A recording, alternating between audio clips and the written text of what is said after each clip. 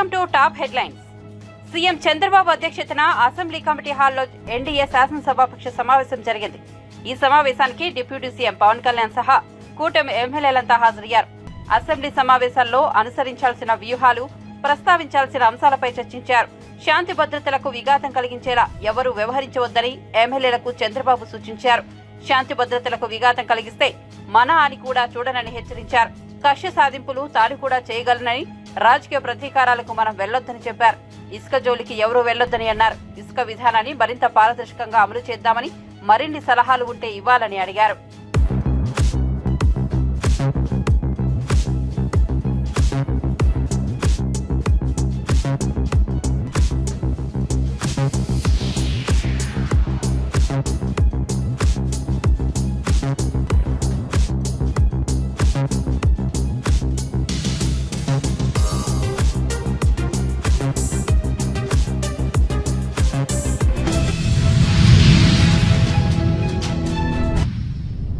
కేంద్ర మంత్రి హర్దీప్ సింగ్ పూరిని తెలంగాణ ముఖ్యమంత్రి రేవంత్ రెడ్డి కలిశారు.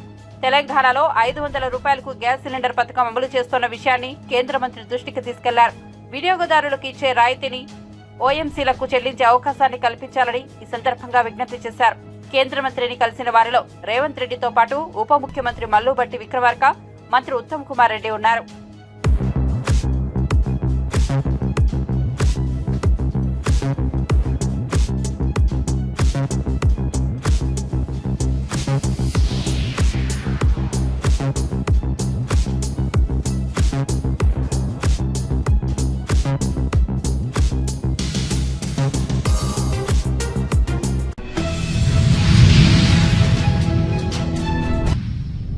బడ్జెట్ సమావేశాలకు ముందు ప్రధాని నరేంద్ర మోదీ జాతినుద్దేశించి ప్రసంగించారు. ఈ సందర్భంగా ప్రధాని మోదీ వర్షాకాల సమావేశాలు ప్రారంభం కానున్నాయి. దీనిపైనే ఉంది. ఇది సానుకూల శక్తిగా ఉండాలి. 60 ఏళ్ల తర్వాత ప్రభుత్వం మూడోసారి అధికారంలోకి వచ్చి మూడో ఇన్నింగ్స్ లో తొలి బడ్జెట్ ప్రవేశపెట్టే అవకాశం దక్కడం గర్వించదగ్గ విషయమని ప్రధాని మోదీ అన్నారు.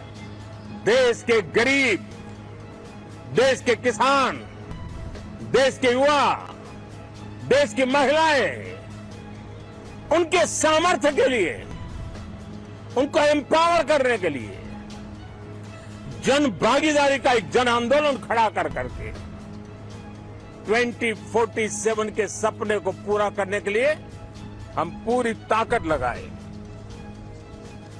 मुझे आज बहुत दुख के साथ कहना है कि 2014 के बाद कोई सांसद 5 साल के लिए आए, कुछ सांसदों को 10 साल के लिए मौका मिला, लेकिन बहुत से सांसद ऐसे थे जिनको अपने क्षेत्र की बात करने का अवसर नहीं मिला. अपने विचारों से संसद को समृद्ध करने का अवसर नहीं मिला, क्योंकि कुछ दलों की नकारात्मक राजनीति ने देश के संसद के महत्वपूर्ण समय को एक प्रकार से अपनी राजनीतिक विफलताओं को ढांकने के लिए दुरुपयोग किया है.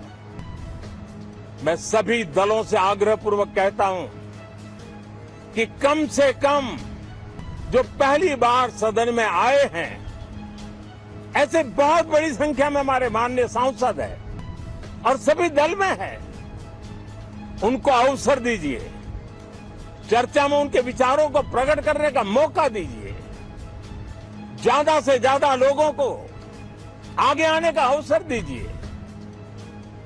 और आपने देखा होगा कि पार्लियामेंट के नए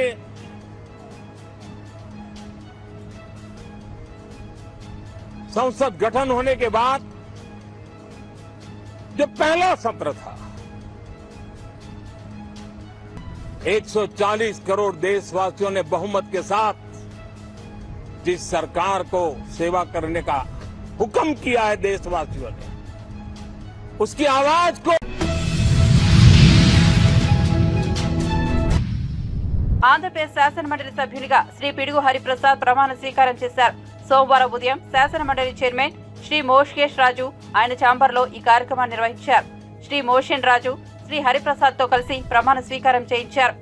ఈ కార్యక్రమంలో జనసేన నాయకులు, శ్రీ హరిప్రసాద్ గారి కుటుంబ సభ్యులు పాల్గొన్నారు.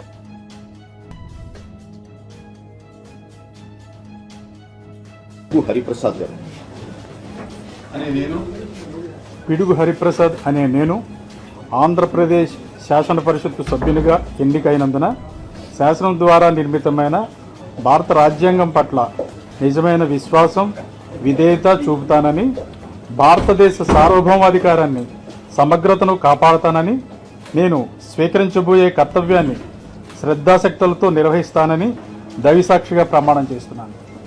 అనే నేను ఆంధ్రప్రదేశ్ శాసన పరిషత్తు సభ్యుడైన పిడుగు హరిప్రసాద్ అనే నేను పరిషత్తు నియమాలకు కట్టుబడి ఉంటానని, వాటిని అనుసరిస్తానని, పరిషత్తు మర్యాదలను పాటిస్తానని, సాంప్రదాయాలను గౌరవిస్తానని దైవసాక్షిగా ప్రమాణం చేస్తున్నాను.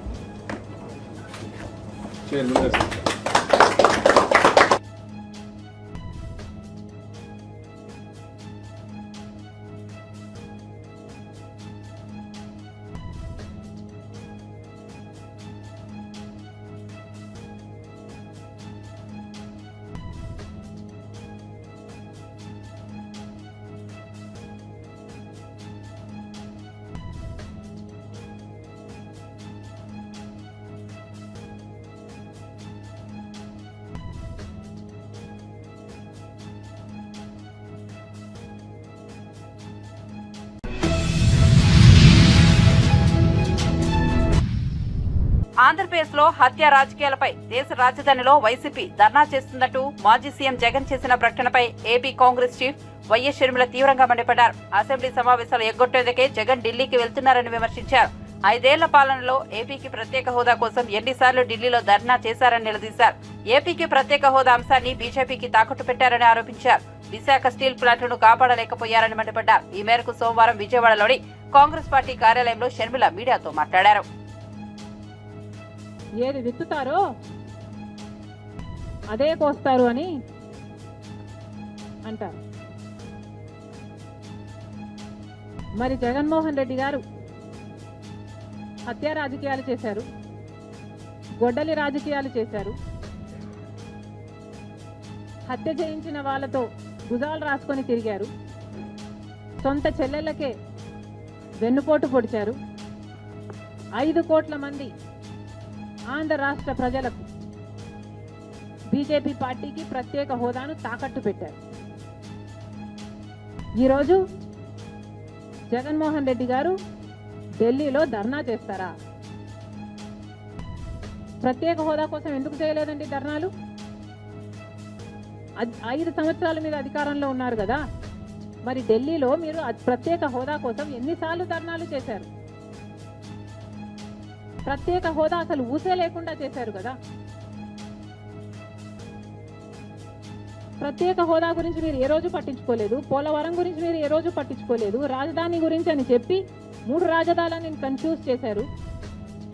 ఆఖరికి కడప స్టీల్ ఫ్యాక్టరీని కూడా మీరు పట్టించుకోలేదు.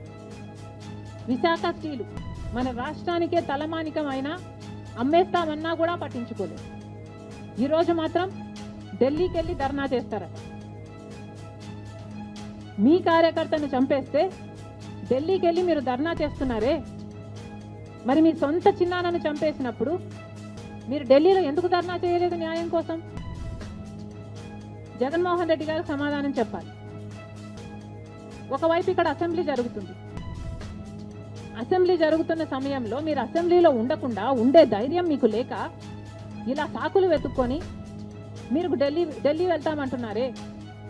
అంటే అసెంబ్లీలో ఏ బిల్లు ప్రవేశపెట్టినా అది ప్రజలకు వ్యతిరేకమైన అది పాస్ అయిపోవాలనా? మీరున్నదే 11 మంది. కనీసం ఆ బిల్స్ మీద డిస్కషన్ మీకు అవసరం లేదా?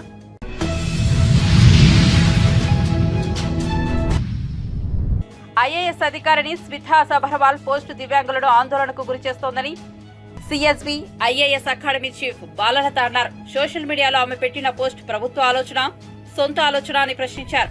24 గంటల్లో స్మితా సబర్వాల్ తన వ్యాఖ్యలను ఉపసంహరించుకోవాలని డిమాండ్ చేశారు. లేదంటే జైపాల్ రెడ్డి స్మృతివనం వద్ద నిరవధిక నిరాహార దీక్ష చేపడతామని స్పష్టం చేశారు. తెలంగాణ ప్రభుత్వానికి ప్రతినిధిగా రాస్తుందా? నా క్వశ్చన్. అందరి తరపున, దివ్యాంగుల తరపున మొదటి క్వశ్చన్ ఆవిడకి, ప్రభుత్వానికి కూడా, ఇది ప్రభుత్వం ఆలోచన, ఆవిడ ఒక్కదాని ఆలోచన.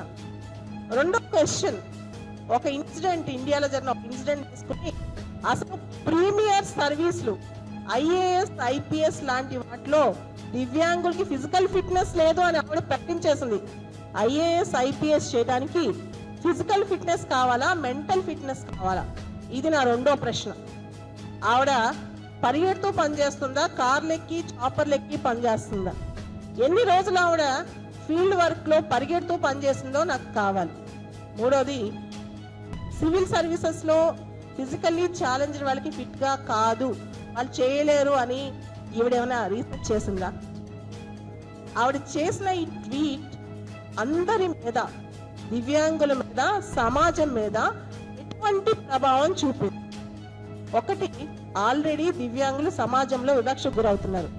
ఆవిడ ట్వీట్ అనేది వివక్షాపూరితంగా దివ్యాంగ సమాజాన్ని అవమానపరిచే విధంగా, దివ్యాంగ సమాజాన్ని కాదు సమాజం మొత్తానికి ఆవిడ ఒక హితవు చెప్తుంది, దివ్యాంగులను దూరంగా పెట్టమని. నేను సీఎం గారిని ఒక రిక్వెస్ట్ చేస్తున్నా, మీరు సీఎం అయిన తర్వాత మొట్టమొదటి అపాయింట్మెంట్ ఆర్డర్ ఒక దివ్యాంగురాలను పిలిచి ఇచ్చారు. మీరు సీఎం అయిన తర్వాత మొట్టమొదటి అపాయింట్మెంట్ ఆర్డర్ ఒక ఫిజికలీ ఛాలెంజ్డ్ అమ్మాయికి ఇచ్చారు. సార్, ఆ అమ్మాయి ఎఫిషియెంటా కాదా? మీరు ఏమనుకుని ఇచ్చారు? మీ ప్రభుత్వం తరపున ఆవిడ చెప్పే మాటకి అర్థం ఏంటో మాకు ఆన్సర్ కావాలి. సార్, మిమ్మల్ని రిక్వెస్ట్ చేస్తున్నాం, ఆవిడ ఇలాంటి చెప్పేటప్పుడు ప్రభుత్వం తరపున చెప్తుందా, ఆవిడ తరపున చెప్తుందా తెలియాలి. రెండోది, rights of persons with disabilities act 2016 2016లో చట్టం వచ్చింది. ఆ చట్ట ప్రకారం డిఫరెంట్లీ ఏబుల్డ్ వాళ్ళ గురించి ఇటువంటివి రాయటం, ఇటువంటివి చేయటం నేరం. Of conduct for civil services కింద డిఓపిటి వాళ్ళు చూస్తారు. ఇది దానికి మించి చీఫ్ సెక్రటరీ గారు ఖచ్చితంగా ఏ విధానంతో ఆవిడ ఇలా రాసిందో ఆవిడ పరిశీలించాలి, మేమందరం కోరుతున్నాం. రెండోది, డిజేబుల్డ్ వాళ్ళు ఫిజికల్ గా ఫిట్ గా ఉండరు, వాళ్ళు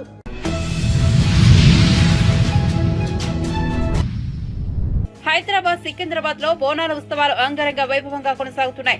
లష్కర్ బోనాల్లో భాగంగా రంగం కార్యక్రమాన్ని నిర్వహించారు.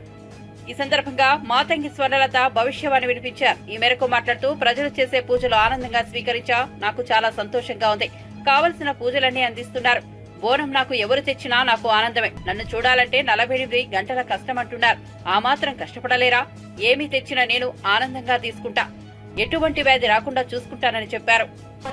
వర్షాలు ఉన్నాయి మీకు, పాడి పంటలు కూడా సమృద్ధిగానే ఉన్నాయి మీకు, ఎటువంటి లోటు లేదు మీకు. కానీ మీరు మాత్రం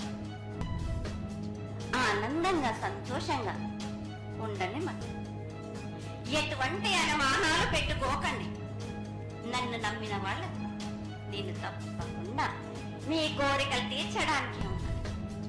వర్షాలు మీకు కోరినన్ని వర్షాలు ఉన్నాయి. మీకు ఎంత కోరుకుంటే అంత విధంగా ఉన్నాయి, గాని అంతకు మించి మీరు కోరుకోకండి. అమ్మా, నీ ఆశీర్వాద గొడవలంత వరకే మాకు సంభవిస్తాయి, దీనిలో ఏమాత్రం సందేహం లేదు. మా తెలంగాణ ప్రజలందరినీ ఎంత ఆనందంగా నువ్వు ఆశీర్వదిస్తున్నావో, లోకంలోని ప్రజలందరినీ కూడా అలాగే ఆశీర్వదిస్తున్నావు. అయితే ఇక్కడ ఒక చిన్న సంశయం ఏంటంటే, ఏనాడు నిన్ను బాధ పెట్టాలని కాదమ్మా, దినదిన కృతమానమై ఈనాడు వందలు, వేలు, లక్షలు, కోట్లలోకి వచ్చేసారు జనం.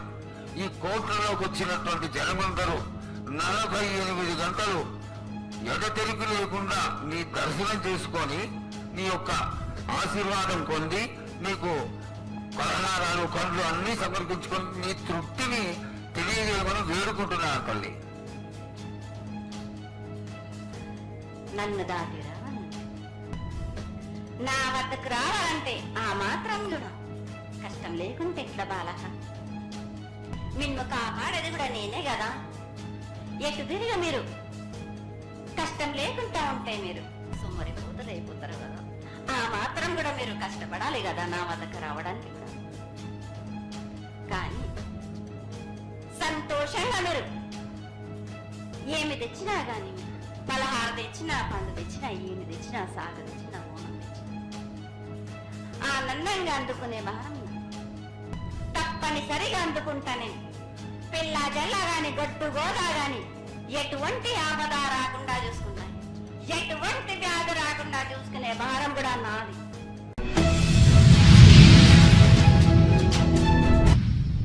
పార్లమెంట్ సమావేశాల్లో తెలంగాణ విభజన హామీలకు సంబంధించి నిధులు కేటాయించేలా కేంద్ర మంత్రి కిషన్ రెడ్డి కృషి చేయాలన్నారు. మంత్రి పొన్నం ప్రభాకర్ హైదరాబాద్ అభివృద్ధికి సంబంధించి కేంద్రం నిధులు కేటాయించాలని డిమాండ్ చేశారు. ఇక్కడ కూడా ఒక్క రూపాయి రాలే.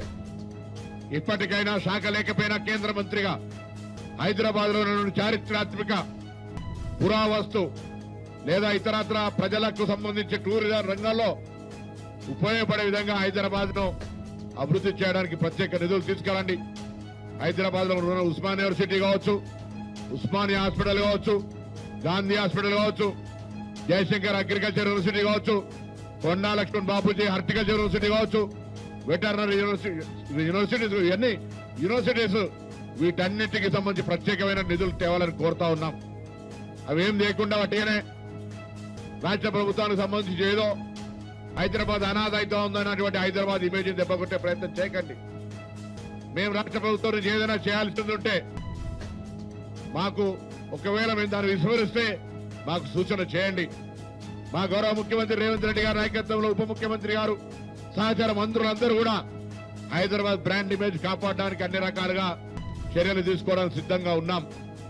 మేము అడుగుతుంది ఒకటే, గతంలో రాష్ట్ర ప్రభుత్వం సానుకూలంగా లేదన్న నేపథ్యంతో 10 సంవత్సరాలు నూతనంగా ఏర్పడ్డ రాష్ట్రం, ఈ దేశంలో 29వ రాష్ట్రం నిర్లక్ష్యానికి గురైంది.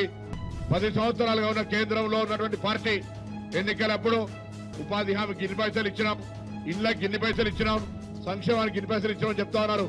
అది ఎవరు కూడా మీ జేబుల నుంచి ఇస్తలేరు. అది ఫెడరల్ సిస్టంలో వాటా. నూతనంగా ఏర్పడ్డ స్టేట్ కు మీరేం అదనంగా ఇచ్చారని అడుగుతా ఉన్నాం. 29 రాష్ట్రాలు అన్నింటికి ఇచ్చినట్టుగా లెక్క చేసి ఆ లెక్కని ఇక్కడ చెప్తే, పవర్ పాయింట్ ప్రజెంటేషన్ చేసి చెప్తే అందులో ఒకటి కూడా ప్రత్యేకించి నూతనంగా ఏర్పడ్డ రాష్ట్రం అభివృద్ధికి సంబంధించిన ఒక అంశం కూడా, ఒక పేరా కూడా లేదు. మీరు పవర్ పాయింట్ ప్రజెంటేషన్ చేసినారు. నేను ఒకటే ఇవాళ రాష్ట్ర ప్రభుత్వం తరఫున హైదరాబాద్ ఇన్ఛార్జ్ మంత్రిగా, ఈ రాష్ట్ర మంత్రిగా, తెలంగాణ ఉద్యమ బిడ్డగా తెలంగాణ ప్రయోజనాలు కాపాడడానికి పార్లమెంటు సాక్షిగా మీ యొక్క సమన్వయంతో 17 మంది లోక్సభ సభ్యులు, 8 మంది రాజ్యసభ్యులను సమన్వయంగా చేసుకుని పార్టీలకు అతీతంగా తెలంగాణ ప్రయోజనాలను కాపాడడానికి అవసరమైతే మా గౌరవ ముఖ్యమంత్రి గారు మంత్రులతో సహా ఒక డెలిగేషన్ ప్రధానమంత్రి గారు కలిపియండి. 28 రాష్ట్రాల తర్వాత ఏర్పడ్డ 29వ రాష్ట్రంగా 10 సంవత్సరాలుగా నిర్లక్ష్యం జరిగిన ఈ యొక్క రాష్ట్రానికి అదనంగా నిధులు తీసుకొచ్చే విషయం లోపల ప్రధాన భూమి.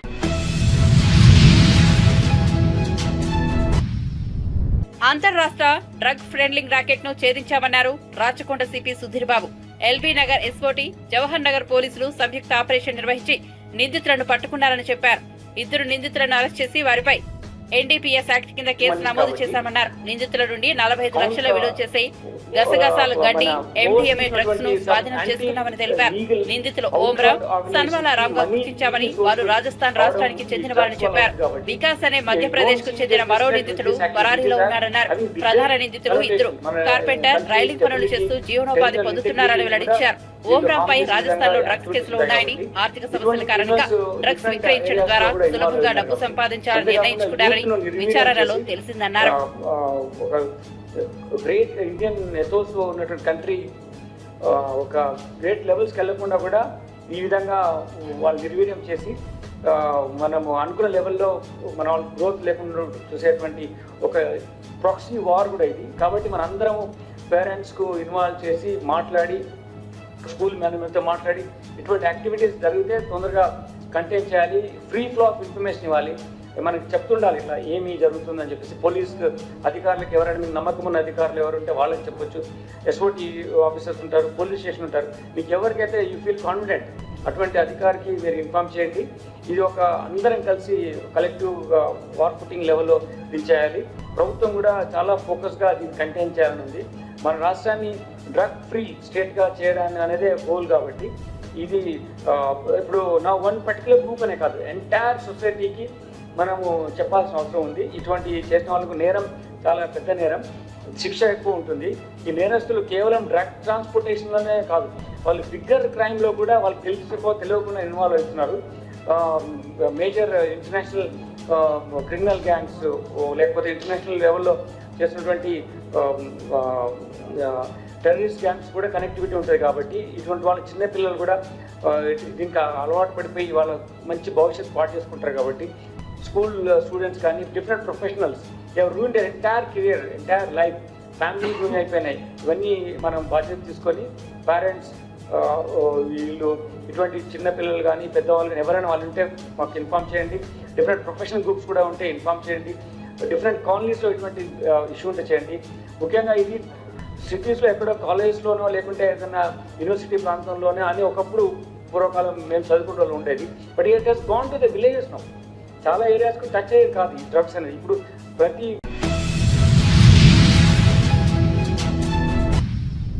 మంత్రి పొంగులేటి శ్రీనివాసరెడ్డిపై బీజేపీ శాసనసభాపక్ష నేత ఏలేటి మహేశ్వర్ రెడ్డి తీవ్రస్థాయిలో మండిపడ్డారు. మంత్రికి సంబంధించిన కంపెనీపై తీవ్ర ఆరోపణలు చేశారు. పొంగులేటికి చెందిన రాఘవ్ కంపెనీకి సంబంధించి చాలా అంశాలు తన వద్ద ఉన్నాయని వ్యాఖ్యానించారు. ఆయన కంపెనీ యూరో ఎగ్జిమ్ బ్యాంక్ కుంభకోణంలో భాగస్వామి అని సంచలన ఆరోపణలు చేశారు. యూరో ఎగ్జిమ్ బ్యాంక్ గ్యారంటీ పొందిన పొంగులేటి శ్రీనివాసరెడ్డికి మంత్రిగా కొనసాగే అర్హత లేదన్నారు. రాష్ట్రంలోని బ్యాంకుల జాబితాలో యూరో ఎగ్జిమ్ ఉండదని గుర్తు చేశారు. ఇది ఖండాంతరాలు దాటి ఒక దీవిలో ఉన్న ఫైనాన్స్ కంపెనీ అన్నారు. ఆర్బీఐ మార్గదర్శకాలకు వ్యతిరేకంగా దేశాన్ని రాష్ట్రాన్ని మోసం చేశారన్నారు. ఈ రోజు ఒక లెటర్ రాస్తే దానికి state bank of India bank guarantee కింద రాస్తా ఉన్నది. అడ్వైజింగ్ ఆఫ్ బ్యాంక్ గ్యారంటీ అని రాసి కింద we confirm the authenticity and genuineness of the bank guarantee and hereby advise it to you. How can the SBI guarantee a finance company which is not under RBI guidelines? ఆ కంపెనీకి మళ్ళీ ఏమంటా ఉన్నారంటే I hereby advise it to you without any risk and responsibility from our side. మా తరఫు నుంచి ఎలాంటి responsibility లేదు, రిస్క్ మాకు సంబంధం లేదు.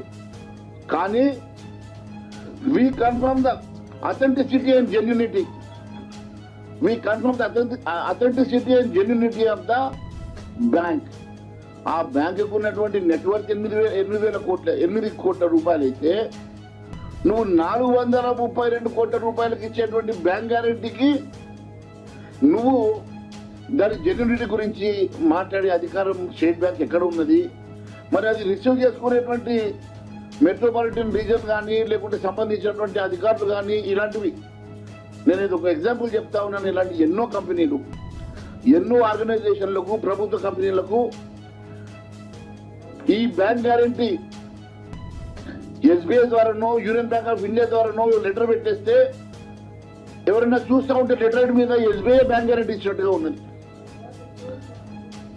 ఎవరు చూసినా కూడా ఇది ఎస్బీఐ బ్యాంక్ గ్యారంటీ అనుకునేటట్టుగా ఉన్నది. కానీ ఇది ఎస్బీఐ గ్యారంటీ కాదు. This is a guarantee given by euro Texas. This euro